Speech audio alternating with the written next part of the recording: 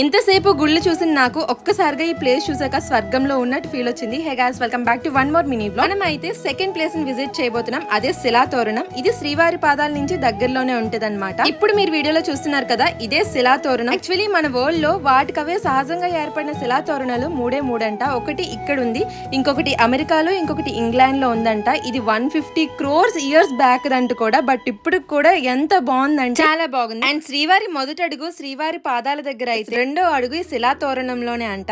మూడో అడుగు వచ్చేసరికి ఇప్పుడు తిరుమలలో వెంకటేశ్వర స్వామి ఉన్నారు కదా, అదే. కానీ ఈ ప్లేస్ మాత్రం ఎంత పురాతన కాలం అయినా సరే ఎంత బాగుందంటే చాలా ప్రశాంతంగా ఉంది. యాక్చువల్లీ మేము వెళ్ళినప్పుడు క్లైమేట్ కూడా చాలా బాగుంది. ఆ బ్యాక్ ఉన్న మబ్బులు చూస్తుంటేనే మీకు అర్థమైపోయి. మా డాడీ చూడండి రాళ్ళెక్కి అలా మెడిటేషన్ చేస్తున్నట్టు. ఈ ఫోటో అయితే చాలా బాగా వచ్చింది.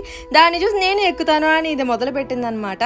అసలు ఫోటోలు అంటే ఇష్టమైన మా మమ్మీ డాడీ కూడా ఫోటోలు తీసుకోవడానికి రెడీ అయ్యారు. అంటే చూడండి ఎంత బాగుందో. మీరు కూడా నెక్స్ట్ టైం వెళ్ళినప్పుడు ఖచ్చితంగా విజిట్ చేయండి. Okay guys, bye. లైక్ చేయడం మర్చిపోకండి.